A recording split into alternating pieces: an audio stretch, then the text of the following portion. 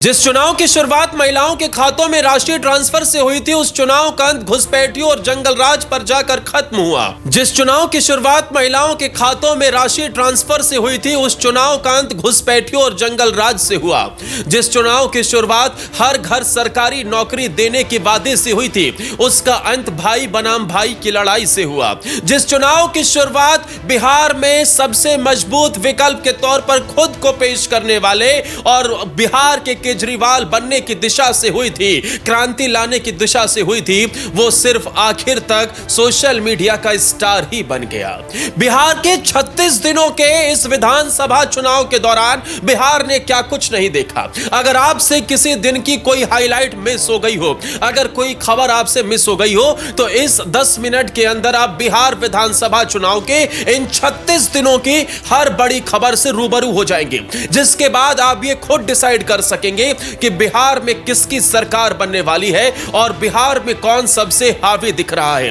कैसे नेताओं के मुद्दे चेंज होते रहे, कैसे एक के बाद एक बिहार की राजनीति अपने उफान पर बढ़ती रही और कैसे कुछ मुद्दों ने बिहार की राजनीति में कभी इधर तो कभी उधर पलड़ा भारी कर दिया। कैसे खुद को सबसे बड़ा स्टार साबित करने वाला एक नेता आखिर तक फुस्सी बम साबित हो गया और कैसे एक बार फिर से बिहार की सियासत में 2017 वाला यूपी दोहराया जा रहा था।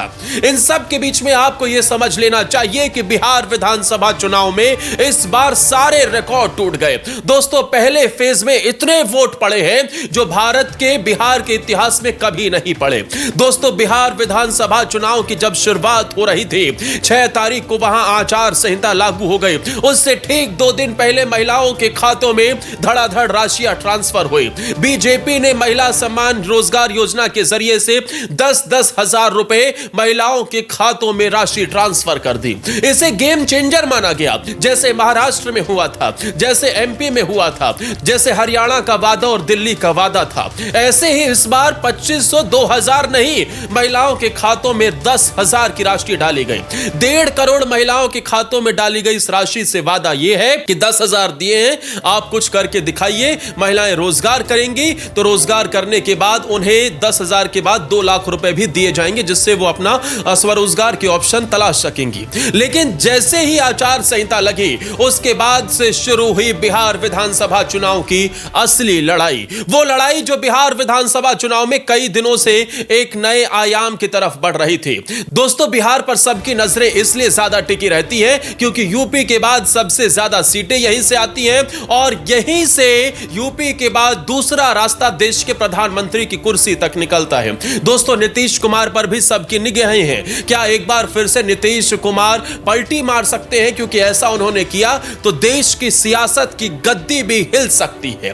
अब जरा समझिए कि बिहार में बीते 36 दिन के दौरान क्या क्या हुआ है। सबसे पहले सबसे बड़ी खबर यह कि पहले फेज की वोटिंग के बाद बिहार में सारे रिकॉर्ड टूट गए। बिहार में सबसे ज्यादा वोटिंग आजादी के बाद से देखने को मिली, जो एक अच्छी बात थी। अब यह किस दिशा में जाती है, क्या है, क्योंकि एक्सपर्ट्स मानते हैं कि यह सत्ता पक्ष की लहर को मजबूत बनाती है। वहीं विपक्ष कहता है कि आंकड़े ये कहते रहे कि ये कहीं ना कहीं लोकतंत्र में भरोसा तो है ही, लेकिन सरकार बदलने का एक ट्रेंड है। खैर, आप क्या मानते हैं, कमेंट में अपनी राय जरूर बताना। लेकिन अब आपको बताते हैं कि बीजेपी का 36 दिनों का यह कार्यक्रम किस तरीके का रहा। सबसे पहले महिलाओं के खातों में 10,000 रुपए की वो राशि ट्रांसफर की गई। उसके बाद 2 लाख का वादा किया गया। एक परिवार में एक महिला को भी वो राशि मिली तो सीधे तौर पर वो पूरा परिवार बीजेपी ने टारगेट कर लिया।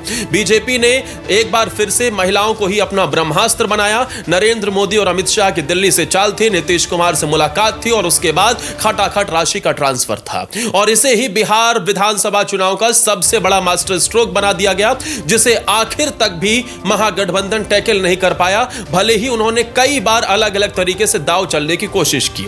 इससे पहले सबसे पहले भारतीय जनता पार्टी में महागठबंधन और एनडीए में सबसे पहले सीटों का बंटवारा एनडीए ने किया। धड़ाधड़ बीजेपी की तरफ से सबसे पहले अपनी सभी उम्मीदवारों की लिस्ट तैयार कर दी गई, उम्मीदवारों का ऐलान कर दिया गया। पहले 80 उम्मीदवारों का ऐलान और फिर बाकी जो सीटें बची हुई थी उस पर भी उन्होंने ऐलान कर दिया। इस हिसाब से एनडीए ने बाजी मार ली। एनडीए इस बात का इंतजार कर रहा था कि आचार संहिता लगे और उसके बाद खटाखट उम्मीदवारों का ऐलान कर दिया गया, यानी पहले से ही सब डिसाइड था। दूसरी तरफ शुरुआत हुई प्रचार की जंगल राज पर निशाने के साथ। नरेंद्र मोदी हो, अमित शाह हो, योगी आदित्यनाथ हो, हर किसी ने जंगल राज के मुद्दे को खूब भुनाने की कोशिश की। जहां जहां प्रचार हुआ, एक बार फिर से लालू यादव के ये जंगल राज की याद दिलाई गई। लोगों को यह बताया गया कि 20 सालों में प्रदेश कितना सुरक्षित हुआ है। लोगों को यह बताया गया कि एक वक्त ऐसा था जब दिन दहाड़े नरसंहार हुआ करता था और आज कानून का राज है। यानी कि एक बार फिर से जो बीते हर चुनाव का मुद्दा, क्योंकि पार्टी और सरकार कहती है कि भाई कंपैरिजन हम किससे करें। कंपैरिजन अगर हम जनता को बताएंगे कि हमने ये काम किया है तो हमें ये बताना पड़ेगा ना कि फलाने ये करके गए थे। और इसी वजह से एनडीए ने जंगल राज के मुद्दे को एक बार फिर से भुनाने की कोशिश की। इसके बाद जब टिकटों का बंटवारा हुआ तो उसमें मैथिली ठाकुर को टिकट देकर चारों तरफ चर्चाएं फैल गई, क्योंकि एक 25 साल की लड़की जो अभी इलेक्शन, उसका पहला इलेक्शन है और अलीनगर सीट से उसे उतार दिया गया। मिथिलांचल से वो आती हैं, मिथिला के लिए वो गाने भी गाती हैं, लेकिन दरभंगा की अलीनगर सीट से उतारा गया तो जमीन पर विरोध भी देखने को मिला। लेकिन दूसरी तरफ एनडीए ने यह बात साबित कर दी कि युवाओं को मौका देने की दिशा में बीजेपी कदम उठा रही है। मैथिली ठाकुर ने कहा कि मोदी जी ने यह वादा किया था कि उनका सपना 1 करोड़ युवाओं को राजनीति में लाना है और उसकी शुरुआत मुझसे हुई है। ये मुझे बहुत अच्छा लगा। अब आखिर तक क्या कुछ समीकरण बने, ये चुनावी परिणाम के बाद पता चलेगा, लेकिन मैथिली ठाकुर को उतारना भी एक सबसे बड़ी खबर बन गई थी। इसके बाद एक के बाद एक बिहार की सियासत में भारतीय जनता पार्टी ने स्टार प्रचारकों के रूप में स्टार्स उतार दिए। वो स्टार जिनका स्टारडम ऐसा है जहां खड़े हो जाते हैं वहां भीड़ की लाइन लग जाती है। अब इसमें पवन सिंह थे, अब इसमें मनोज तिवारी थे, अब इसमें खेसारी लाल थे, अब इसमें रवि किशन थे।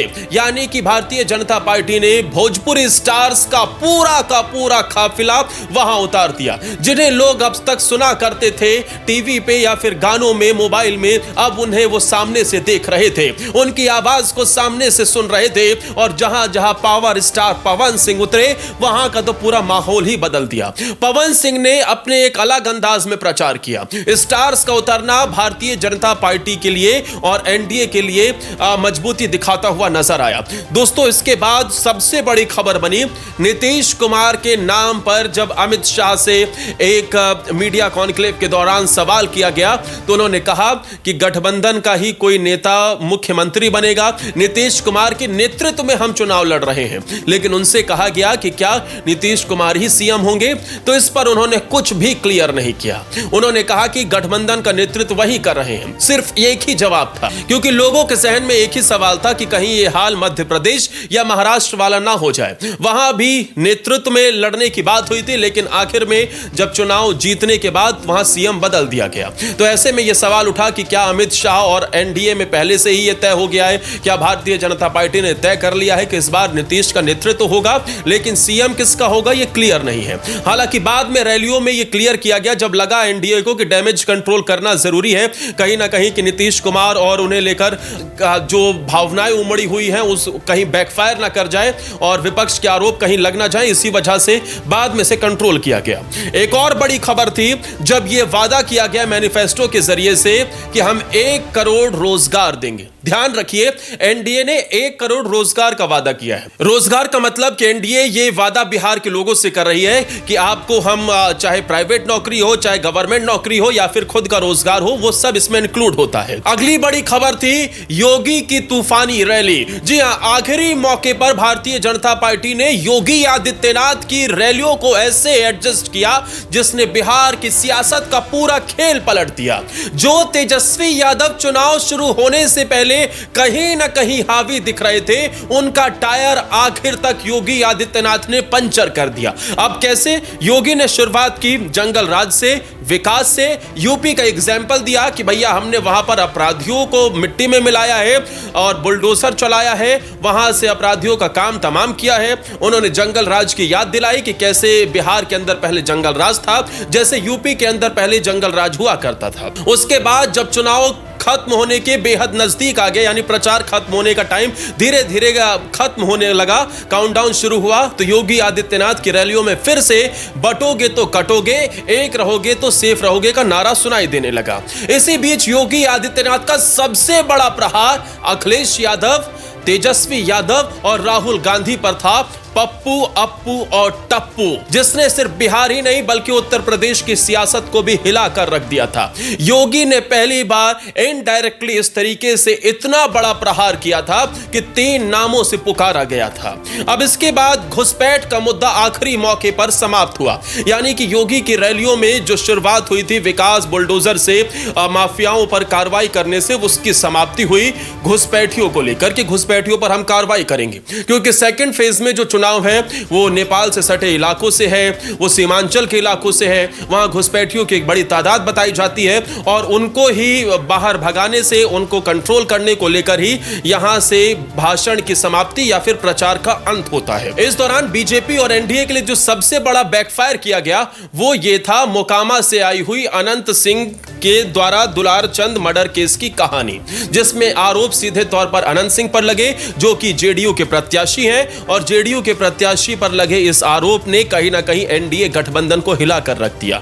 बीजेपी को कई मंचों से कहना पड़ा कि भैया ये पार्टी का मसला है, उनकी पार्टी का मसला है, टिकट बंटवारे में हमारा कैसे हस्तक्षेप हो सकता है। दूसरी तरफ अनंत सिंह पर कार्रवाई कर कर एनडीए ने दिखाने की कोशिश की कि भैया यहां पर अपराध की किसी प्रकार की जगह नहीं है, अगर अपराधी किसी भी पार्टी का किसी भी तरीके का हो हम कार्रवाई करने से बचेंगे नहीं। यानी कि दुलार चंद मर्डर केस में अनंत सिंह पर कार्रवाई करके भारतीय जनता पार्टी ने डैमेज कंट्रोल और पूरी सरकार ने करने की कोशिश की। आखिर में क्या हुआ, नीतीश कुमार की 1000 किलोमीटर का सफर, 83 से ज्यादा जनसभा। अब ये कहेंगे कि आप ये कैसी खबर है, नेताओं ने तो खूब रैलियां की हैं। दोस्तों, बिहार विधानसभा चुनाव की जब शुरुआत हुई थी तो तेजस्वी ने एक मुद्दा बनाया था, क्योंकि इस बार नीतीश के खिलाफ वो एंटी इनकम्बेंसी नहीं दिखाई दी जो 2020 में थी, लेकिन मुद्दा बनाया गया कि नीतीश चाचा बूढ़े हो चले हैं, वो क्या हरकत करते हैं, वो मंच से क्या करते हैं, ये सबको पता है और इस वजह से उनकी स्वास्थ्य, उनके हेल्थ उनके साथ नहीं दे रही और इस वजह से अब यहां बदलाव चाहिए। लेकिन नीतीश कुमार ने 1000 किलोमीटर की यात्रा की, जिसमें ज्यादातर वो बाय रोड ही यात्रा करते रहे, 83 से ज्यादा जनसभाएं की और ये बता दिया कि भैया अगर कोई अस्वस्थ आदमी है तो इतनी जनसभाएं कैसे कर सकता है। 1000 किलोमीटर की यात्रा कोई बुढ़ऊ कैसे कर सकता है अगर किसी पर आरोप लग रहे हैं। यानी कि यह दर्शाने की कोशिश हुई कि नीतीश स्वस्थ भी है, नीतीश सक्षम भी है और नीतीश ने वो करके दिखाया भी है। आखिरी मौकों पर जब बड़े बड़े नेताओं से मंच पर ये सवाल पूछे गए तो उन्होंने भी यही जवाब दिया कि अगर कोई नेता एक दिन में 10-10 रैलियां कर रहा है, अगर कोई नेता लगातार जमीन पर गांव-गांव जाकर लोगों से मिल रहा है, मोहल्ले में जाकर, तो वो अस्वस्थ कैसे हो सकता है। अस्वस्थ वो है जो लालू यादव घर में बैठे हुए हैं और उन्होंने सिर्फ एक आध रोड शो किए हैं। ये सीधे तौर पर आरोप लगाए गए। अब इस चुनाव को समझते हैं महागठबंधन के नजरिए से। बीते 36 दिनों में महागठबंधन के खेमे से कौन कौन सी बड़ी खबरें आई।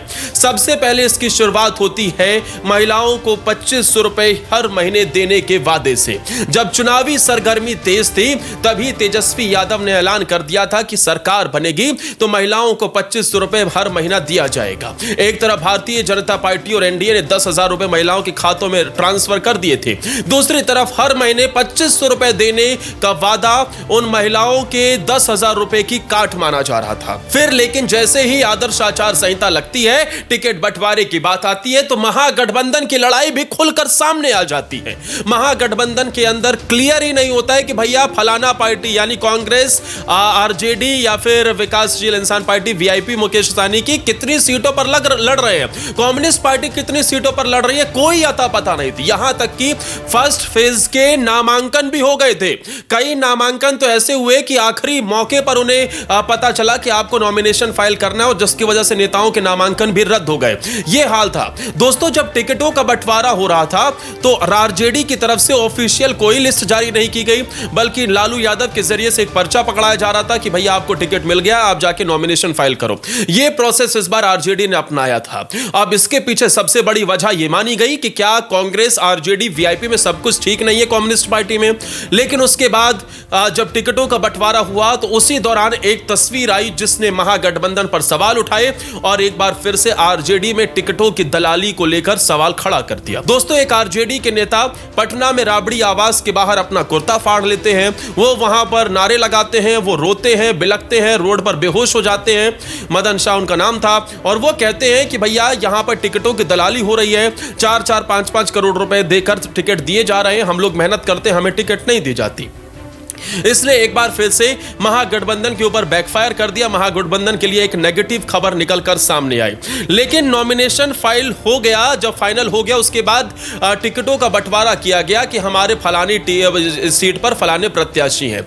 अब उस दौरान सबसे बड़ी जो खबर निकलकर सामने आई वो थी बिहार में हो रही फ्रेंडली फाइट की, यानी कि आपस में ही कांग्रेस और आरजेडी के नेता लड़ रहे हैं। यानी कि कई ऐसी सीटें, लगभग 18 ऐसी सीटें जहां पर कांग्रेस का प्रत्याशी है तो आरजेडी का है, जहां वीआईपी का प्रत्याशी है तो वहां पर आरजेडी या कांग्रेस का है, जहां कम्युनिस्ट का है तो वहां आरजेडी या कांग्रेस का, यानी करीब 18 सीटों पर यह समीकरण देखने को मिले। अब ये जातीय समीकरण को लेकर कि बीजेपी ने जो उम्मीदवार उतारा है उसके वोट कैसे काटे जाएं, या फिर खुद के ही उम्मीदवार कमजोर लग रहे थे, या फिर महागठबंधन में बात नहीं बन रही थी, ये कारण हो सकते हैं। लेकिन इस खबर ने पूरे प्रदेश की सियासत को हिलाकर रख दिया कि जब एक गठबंधन एक मत नहीं है तो कैसे यह गठबंधन प्रदेश की सरकार चलाने के लिए एक मत हो सकता है। लोगों में डायरेक्ट मैसेज गया। अब यहां जब टिकटों का रोना चल रहा था तभी एक मांग वीआईपी की तरफ से रख दी गई। मुकेश साहनी ने कहा कि भैया हमारी बात हो गई है, हम डिप्टी सीएम चाहिए हमें और 60 सीटें चाहिए। अब सीटें तो उतनी नहीं मिली, लेकिन हां डिप्टी सीएम का पद तेजस्वी यादव को बिना सरकार बने ही, बिना वोटिंग हुए ही ऐलान करना पड़ा कि अगर सरकार बनी तो मुकेश साहनी को हम डिप्टी सीएम बनाएंगे। अब मुकेश साहनी गदगद हो उठे। हालांकि डिप्टी सीएम किसी भी प्रकार का कोई पद होता नहीं है संवैधानिक तरीके से, लेकिन वो उसमें राजी हो गए। फिर सवाल पूरे प्रदेश में गूंज उठा, वैसी जैसे नेताओं ने उठाया, जेडीयू ने उठाया कि भैया जिसका वोट प्रतिशत करीब 3-4% है उसे आपने मुख्यमंत्री उप मुख्यमंत्री बनाने के लिए ऑफर दे दिया है, लेकिन जिसका वोट प्रतिशत यानी कि जो बिहार में हिस्सेदारी करीब 15-16% मुस्लिमों की बात हो रही थी वो रखते हैं, उनके लिए क्या है? उन्हें क्या झुनझुना पकड़ाया जाएगा? यह सीधे तौर पर नीतीश कुमार की तरफ से और उनकी पार्टी की तरफ से उठाया गया कदम जिसने तेजस्वी यादव की मुश्किलें बढ़ा दी। जिसके बाद तेजस्वी यादव को यह कहना पड़ा कि मुसलमानों का भी उप मुख्यमंत्री होगा। यानी कि एक वक्त जो कई राज्यों में देखने को मिला जहां 4-4, 5-5 उप मुख्यमंत्री बना दिए गए, वही अब बिहार में भी तेजस्वी यादव दोहराने की सोच रहे हैं। मुकेश साहनी को डिप्टी सीएम बनाने का वादा, लेकिन इसके बाद प्रेस कॉन्फ्रेंस होती है और हर घर सरकारी नौकरी देने का वादा भी तेजस्वी यादव कर देते हैं। ये वो वादा था जो बिहार की सियासत में बीजेपी और एनडीए के लिए सबसे बड़ा और उनके खिलाफ सबसे बड़ा एक मास्टर स्ट्रोक था। यानी कि मौजूदा सत्ता पक्ष के खिलाफ आरजेडी और महागठबंधन का सबसे बड़ा मास्टर स्ट्रोक तेजस्वी ने हर घर सरकारी नौकरी देने के वादे से कर दी। अब इसका असर यह था ग्राउंड पर, एक तरफ महागठबंधन के खिलाफ एनडीए कह रहा था कि यह तो पॉसिबल ही नहीं है, बजट इतना नहीं है। दूसरी तरफ महागठबंधन और लोग ये कह रहे थे कि भैया तेजस्वी ने 17 महीने में करके दिखाया था तो हो सकता है कर दे, लेकिन ये पॉसिबल ही नहीं है। ये हर कोई जानता है। ये खुद उनके पप्पू यादव जैसे नेता कहते हैं कि भैया ये पॉसिबल नहीं है, इतना बजट तो है ही नहीं बिहार का जो तेजस्वी यादव ने कर दिया। और हर घर सरकारी नौकरी देना यानी कि करोड़ों की सरकारी नौकरी देना कहीं भी न्याय संगत और किसी भी तरीके से पॉसिबल है ही नहीं। अब जब सरकारी नौकरी देने के वादे से भी लगा उन्हें कि भैया ये भी बैकफायर कर जाता है, तो एक और वादा निकाला गया पिटारे से। तेजस्वी यादव एक और दिन प्रेस कॉन्फ्रेंस करते हैं और इस बार वो कहते हैं कि सीएम दीदियों को, जीविका दीदियों को हम परमानेंट कर देंगे, उनकी सैलरी 30,000 कर देंगे। यानी कि जो अब तक संविदा पर काम कर रही महिलाएं थी उनको भी परमानेंट करने का वादा तेजस्वी यादव और महागठबंधन ने कर दिया। महिलाओं के वोट बैंक की कीमत तुम क्या जानो रमेश बाबू, ये वो फिल्म का जो डायलॉग है वो अब कहीं ना कहीं बिहार की सियासत में समझ आ गया कि महिलाओं के वोट की कीमत क्या है। एनडीए जानता है कि महिलाओं का वोट बैंक मोदी जी के साथ कहीं ना कहीं 2014 से जुड़ा हुआ है, वो जुड़ा है तो सत्ता भी बनी हुई है। दूसरी तरफ महागठबंधन ये अच्छे से जानता है कि अगर यहां से एनडीए की सत्ता को हिलाना है तो आपको महिलाओं का वोट बैंक चाहिए, और इसके लिए चाहे कोई सा भी आपको जिन निकालना पड़े, चाहे कोई सा भी वादा पिटारा खोलना पड़े, सब कुछ कीजिए। खजाना कहां से आएगा? आसमान से सोने की बारिश होगी, धरती के नीचे से कुछ छप्पर फाड़ खजाना निकल जाएगा, ये किसी को नहीं पता, लेकिन ऐसा वोट चाहिए तो करना पड़ेगा।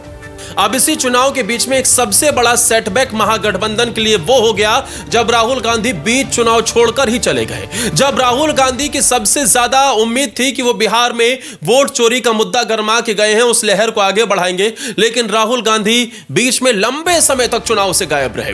वो विदेशों में एक के बाद एक, कहीं वहां कॉलेजेस में जा रहे थे, कहीं वहां मुलाकातें कर रहे थे, कोई सीक्रेट मीटिंग भी हो रही थी, लेकिन वो बिहार विधानसभा चुनाव से बिल्कुल दूर हो गए। और यही तेजस्वी यादव और लालू यादव को भी खटक गया कि भैया यहां चुनाव चल रहे हैं और नेताजी अपनी अलग दुनिया में जी रहे हैं। अरे कम से कम यहां चुनाव के समय तो सीरियस हो जाना चाहिए था। फिर आप कहते हैं कि जनता वोट नहीं देती है, फिर आप हमारे महागठबंधन की भी ऐसी तैसी करवा देंगे। और यही कारण था कि राहुल गांधी और कांग्रेस पार्टी के लिए सबसे बड़ा सेटबैक बन गया। लेकिन इसी दौरान प्रदेश में हुई एक घटना ने वापस से महागठबंधन को रिवाइव करने की कोशिश की, क्योंकि महागठबंधन के खिलाफ सबसे बड़ा नैरेटिव जो बनाया गया वो जंगल राज का था कि तेजस्वी या महागठबंधन आ गया तो फिर से जंगल राज स्थापित हो जाएगा। इसके विरोध में मोकामा में हुई अनंत सिंह की घटना, जो एनडीए के लिए कहीं ना कहीं सेटबैक थी, तो इनके लिए वो प्रॉफिटेबल सौदा बन गई। यानी कि दुलार चंद यादव की हत्या, अनंत सिंह का उसमें नाम, और इसी से महागठबंधन ने फिर से उठा लिया जंगल राज का मुद्दा। उन्होंने कहा कि अगर पहले जंगल राज था तो अनंत सिंह जैसे लोग जो दुलार चंद यादव की हत्या कर देते हैं, उसके हत्या के पीछे उनका नाम आता है, क्या यह मंगल राज है? कुछ और घटनाओं का जिक्र करते हुए जंगल राज वर्सेस मंगल राज की परिकल्पना को दिखाना शुरू हो गया। फिर आखिर में जो सबसे बड़ी बात रही इस चुनाव की वो ये थी तेज प्रताप के खिलाफ ही चुनाव लड़ना। लेकिन इस खबर के बाद सबसे ज्यादा सुर्खियां बनी भाई बनाम भाई की लड़ाई। जी हां, तेज प्रताप यादव के खिलाफ प्रचार करने के लिए महुआ में तेजस्वी यादव पहुंच गए। उन्होंने कहा कि पार्टी सबसे बड़ी है और हम यहां पर प्रचार करने आए हैं, आप हमें जिताइए, पार्टी को जिताइए। यहीं से तेज प्रताप का गुस्सा भड़क उठा और उन्होंने कह दिया कि अब तेजस्वी के गढ़ में जाकर दो हेलीकॉप्टर उड़ा दूंगा। वो वहां पर गए भी राघोपुर में, वहां उन्होंने प्रचार भी किया और ये तक कह दिया कि चुनाव के बाद तेजस्वी यादव के हाथ में झुनझुना पकड़ा दूंगा, मेरा छोटका भाई है। इसके बाद एयरपोर्ट पर एक इंटरव्यू के दौरान जब दोनों की मुलाकात होने की कोशिशें होती है तो तेज प्रताप यादव तेजस्वी से मुंह फेर लेते हैं। यह बताता है कि भाई बनाम भाई की लड़ाई कितनी गहरी हो चुकी है। दोस्तों, 2017 में भी यूपी के यादव परिवार की लड़ाई उन्हें डूब ले गई थी।